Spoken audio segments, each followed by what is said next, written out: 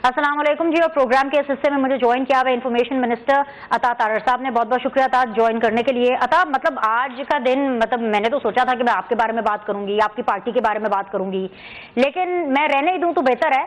अभी आपने अपना करियर आगाज किया है एज एन इन्फॉर्मेशन मिनिस्टर, पर मैं आपको एडवाइस देना चाहती हूँ क्योंकि आपके साथ ताल्लुक बड़ा अच्छा है। आप लोग ना सियासत छोड़ के ना कुछ और काम कर लें।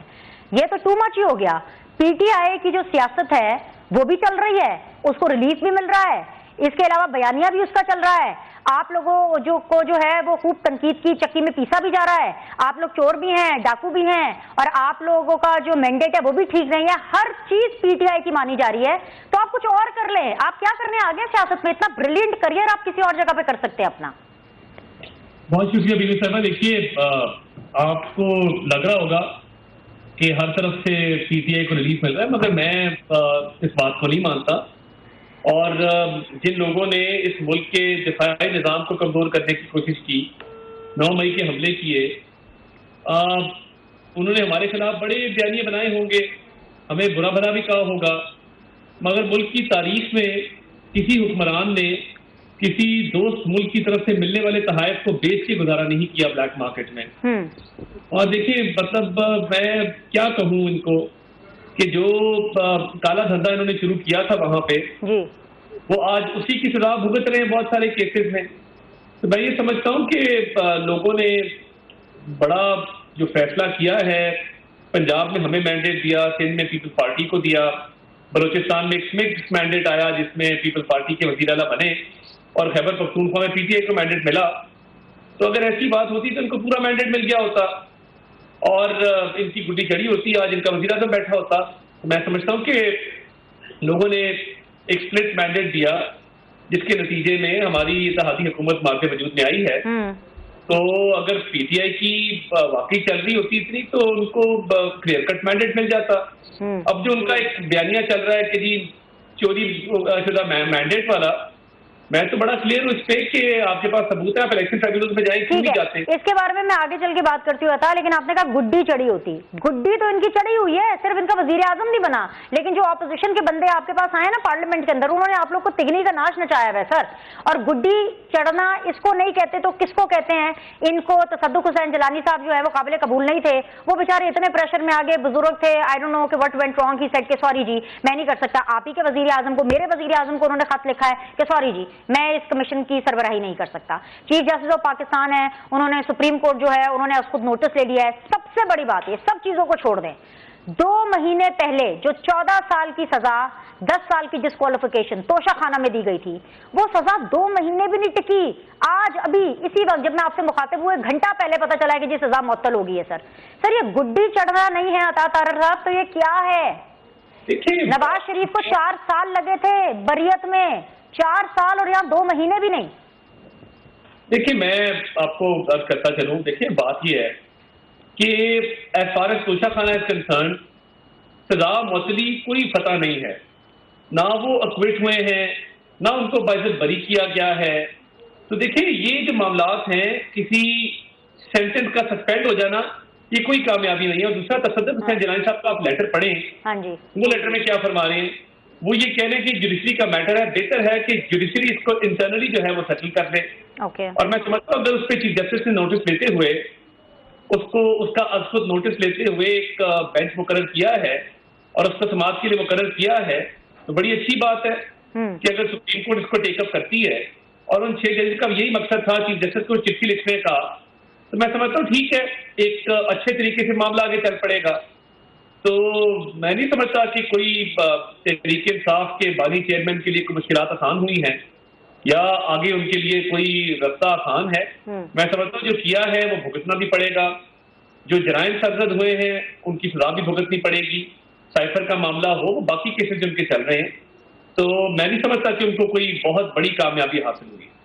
लेकिन तारीख में पहली बार एक सजा याफ्ता जो कैदी है वो जेल इंतजामिया से मुआहदे कर रहे हैं, ये क्या पता नहीं है आपकी नजर में? 1 मिनट सुन लीजिएगा मेरा पूरा सवाल। कलसूम नवाज साहिबा डेथ बेड पर थी, बीमार थी, नवाज शरीफ साहब को फोन पर बात करने की इजाजत नहीं थी। मरियम नवाज एंड नवाज शरीफ साहब सेम जेल में थे, लेकिन मुलाकात करने की इजाजत नहीं थी। यहां पर तो इमरान खान साहब जब चाहें जिसको चाहें, जिस टाइम पर चाहें, जब उनकी मर्जी होगी, अपनी कन्वीनियंस पर लोगों को मिलेंगे रोजाना की बुनियादों पर। सिर्फ यही नहीं बल्कि एक और चीज है, इस्लामाबाद हाई कोर्ट का हर हफ्ते बुशरा बीबी और इमरान खान साहब से 1-on-1 अकेले में मुलाकात कराने का हुक्म भी सामने आ गया है। ये क्या हो रहा है अता? What is happening? देखिए, जेल कुछ लोग सख्तियां काटते हैं, कुछ लोगों को एनआरओ चाहिए होता है, कुछ लोगों को वे आउट चाहिए होता है, और उनकी कोशिश ये होती है कि जेल के अंदर जिंदगी इतनी आसान अपने लिए बनाई जाए। पहले साइकिल मंगवाई, वो एक्सरसाइज वाली, फिर कहा मुझे चलने फिरने के लिए, चहलकदमी के लिए गैलरी दी जाए, फिर कहा किचन दिया जाए, फिर कहा मेरा वॉशरूम नया बनाया जाए, पूरा कॉम्पाउंड दिया जाए। हाँ जी। तो अब ऑब्वियसली मतलब मैं ये समझता हूँ कि खान साहब जो सहूलियात ले रहे हैं जेल के अंदर, हर किसी का अपना तर्ज है कुर्बानी का, हर किसी का एक अपना जहन है कि वो कितना स्ट्रगल करना चाहते हैं। खान साहब जेल नहीं काट सके और इसलिए थोड़ा मेन्यू बनता है। लेकिन अता आप लोग डर क्यों गए हैं? आप लोग क्यों बैकफुट पर जा रहे हैं? जेल इंतजामिया, जो जेल सुप्रिंटेंडेंट है, वो किसके अंडर आते हैं? उन्होंने क्यों मुआहदा किया? इसका ये मतलब है कि इमरान खान साहब की कानूनी जीत हो रही है। इसका मतलब है जो इमरान खान साहब कह रहे हैं वो कहीं ना कहीं ठीक है, या कहीं ना कहीं उसका इन्फ्लुएंस है। इसी वजह से उनकी जितनी भी बातें वो कामयाब हो रही हैं। आप मांगते थे नवाज शरीफ साहब के लिए मुलाकात, नहीं वक्त दिया जाता था। आप रिलीफ मांगते थे, आपको नहीं लिफ्ट कराई जाती थी। देखिए, ना तो हम बैकआउट हुए हैं, ना डरे हैं। कोर्ट के ऑर्डर्स के साथ कंप्लाई करना मैं समझता हूँ हर हुकूमत की जिम्मेदारी है।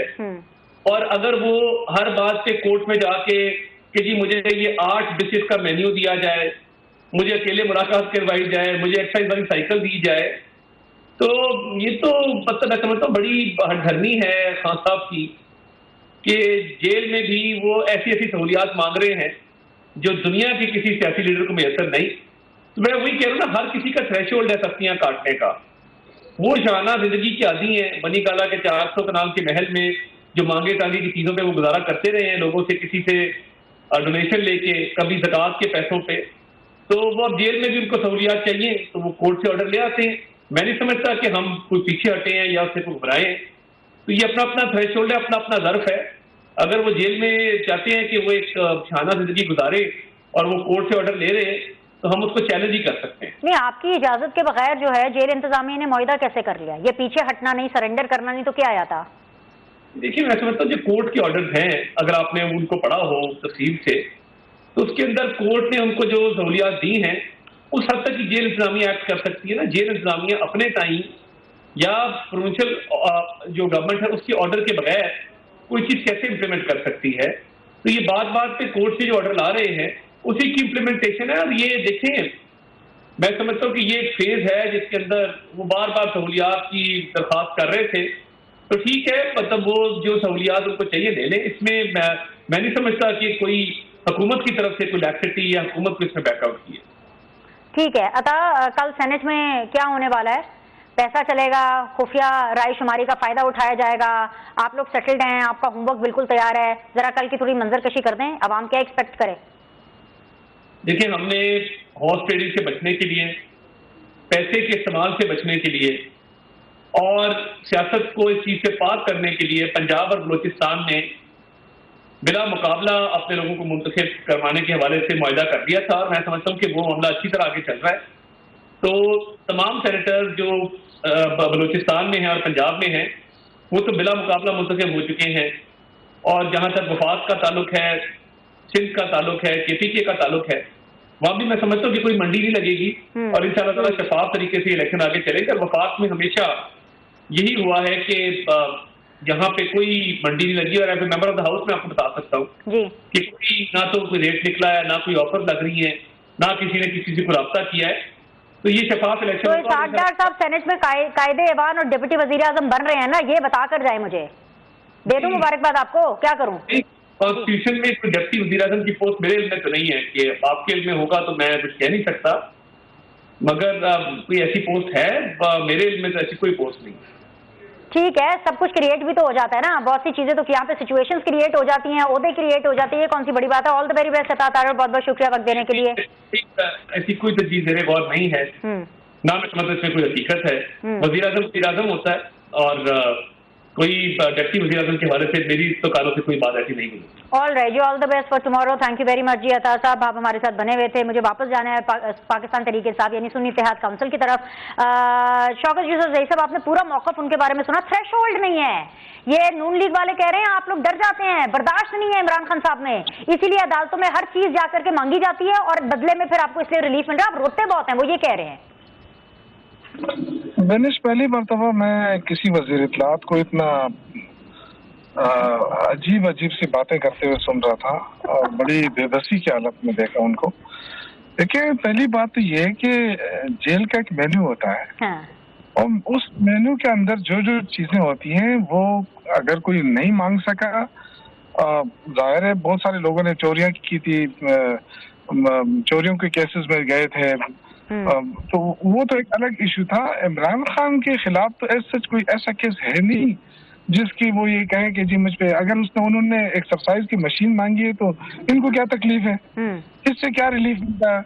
हाँ। दूसरी बात ये कि अगर जेल मेनू के मुताबिक चलकर अपने हक मांगता है तो अपने हक तो उन्होंने बच्चे बच्चे को सिखा दिया मुल्क में। पाकिस्तान में आज जो हर बंदे के सामने ये लोग क्यों बाजारों में नहीं जा सकते।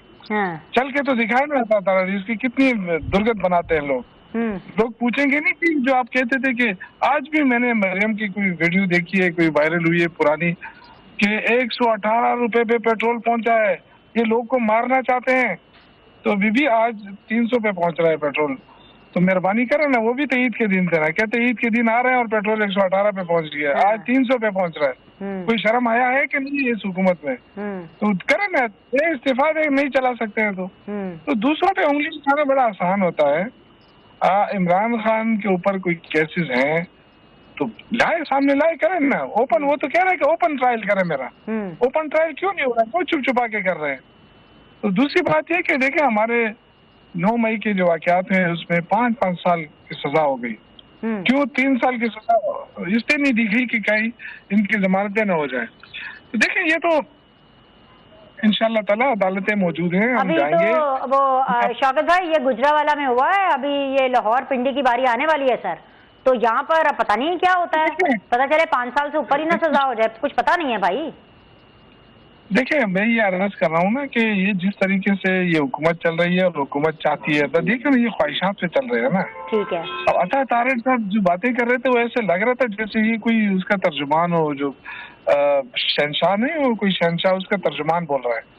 तो इस तरह की बातें करने से शहनशाह का तो खैर पता नहीं सर, लेकिन शहबाज शरीफ नाम है, उनकी तर्जुमानी कर रहे थे। मुझे ब्रेक लेना है सर, ब्रेक लेते हैं, वापस आते हैं। पीपल्स पार्टी बहुत मुस्कुरा रही है, पूछेंगे कि वजह क्या है। एक छोटा सा ब्रेक, विल बी बैक।